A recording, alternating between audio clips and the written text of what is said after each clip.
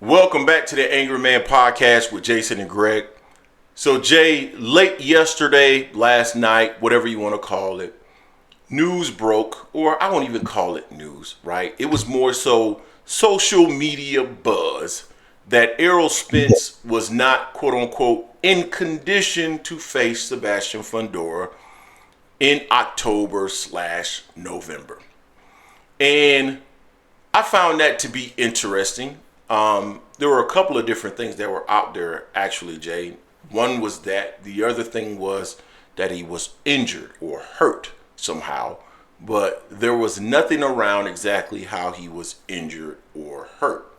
Now, I found it interesting. The Boxing Voice did a whole live stream about it last night, and I thought that was a step too far, because nothing was concrete, And I thought it was weird that people were already talking about Terence Crawford was in negotiation with Fundora's team to make the fight somewhere towards the end of the year, because the end of the year doesn't really make a whole lot of sense to me in regards to Terence Crawford, just based on the fact that he's fighting in August, right? August 3rd. Usually a fighter is going to want to take several weeks off, specifically if a fight, grueling fight. You could have a grueling fight. I would think that a fighter would want at least 8 weeks off before he re-enters into a training camp. So that didn't make a whole lot of sense to me, right?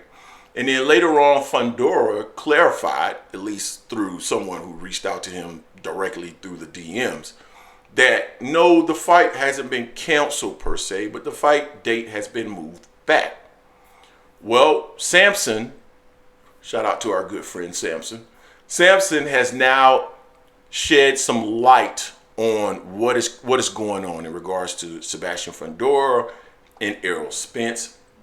But not only that, Jay, he actually tells Terence Crawford what has to happen in order for him to fight Sebastian Fundora next. I mean, you could take this somewhat as an ultimatum in reality, right? It is. Now, what's interesting is, will the WBO go for this? They should.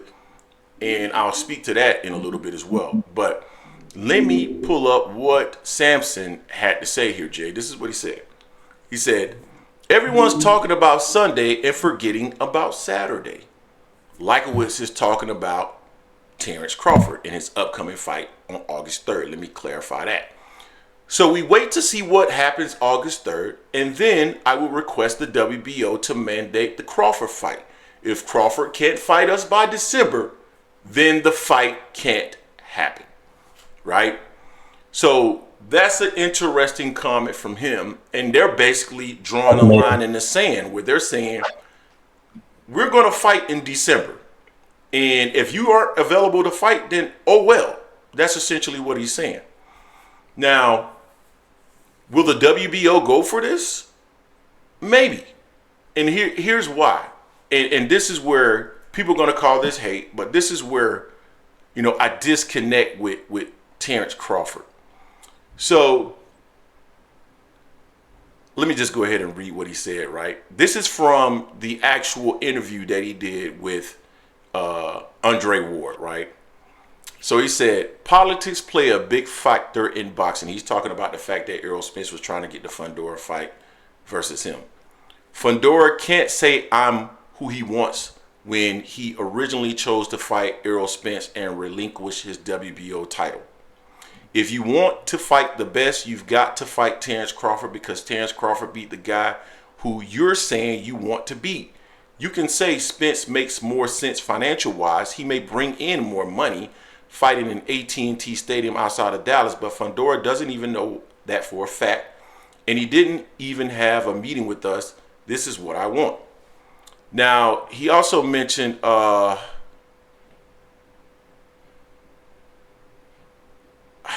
can't find where he said this, but he essentially said that the reason why he chose to fight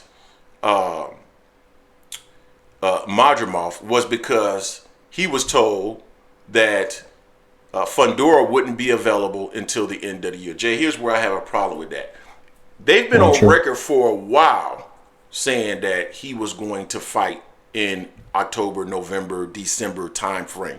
Like, that has been out there for a while. So How is it possible that you've been told that? That doesn't really make a whole lot of sense to me. And so I feel like he didn't want to wait. He had a shorter path to go get that WBA title, and then could push that fight into the end of the year while he waits to see if he can get the Canelo fight and hold these guys up. That's the way I've always processed it, right? And they're not going for it, Jay. So the WBO may allow them to do this. What's your thoughts on that? Yeah, I was always wondering why a lot of Bud fans, oh my gosh, he's going. I'm like, he can only fight one person at a time. Fundora's not going to sit there and wait. It's supposed to rumor that this whole Canelo thing was supposed to be in December, January. So he can't fight both of them end of the year. So I'm not mad at Fundora. I see what Fundora and them doing. They're like, look, we're gonna wait now. We're not gonna get into negotiations with Spence. We're gonna wait because we want to keep both of our belts. We're gonna put the onus on you, so you gotta pick what you gonna do. So if you don't fight us, we keeping both our belts and we going on to fight Spence. You can go ahead and do whatever you want to fight Canelo, which is fair. I ain't got no problem with neither one of those right there, but you can't hold everything up just like you're still holding on to stuff at 147. Although you say you can't make 147 no more. So just leave everything, let that go by the wayside. And now you got to make a decision on August 4th, if you're victorious, what you going to do.